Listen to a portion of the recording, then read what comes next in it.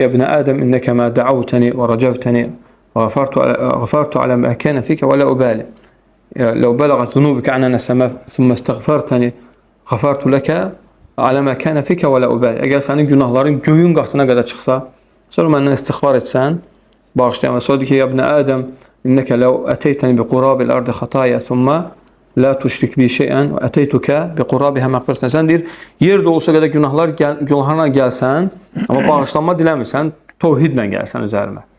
Thumma la tuşrik bi şeyən, yəni sonra mənə heç nə şərik qoşmasan, la əteytukə bi qurabiha məqfirətən. Yəni o qədər məğfirətlə gələrəm sənin huzuruna, buyurur Peyğəmbər, yəni Allah Azze və Celle, bu ilahi hədisdir. Yəni deməli buradakı müxalifət, ona görə ən tusibəhum fitnətun əv yusibəhum azabun alim. Ona görə İmam Əhməd bu fitnəyə nə deyib? Şirk deyib. Yəni onları şirkə salarıq, küfürə salarıq. Yəni şirk, küfür demək olar ki, eyni şeylərdir. Yəni yaxşı, deməli hüsnə ibadə nə vaxt olur? Gözəl ibadət, əgər ixlas olarsa, yəni ixlas nə idi? Tasfiyyətul qalbi an mulahazatil məxluqin. Yəni məxluqların baxdığı, yəni baxışından qəlbi təmizləmək. Qəlbi məxluqların baxışından təmizləmək, yəni ixlasdır. İnsan nə qədər yəni öz qəlbinə fikir, o baxır, bu baxır, mən gərək belə danışım, gərək belə düzəldim, gərək belə edim.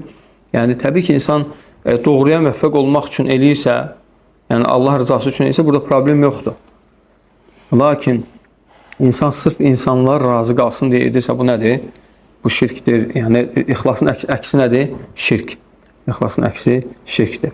Və həmçinin ixlas bilir ki, la ilahə illallahın şərtlərindən biridir. Və sonra çox uzatmayaq, ona görə Əbu Ali Fudayl ibn İyad rahimehullah Allah Azze və Cəllə Quran-ı Kərimdə buyuranda ki, yəni deyəndə ki, Allah Azze və Cəllə huvəl-ləzi xalaqal mevtə vəl-həyətə liyəbluvakum əyyukum əhsanu əmələ.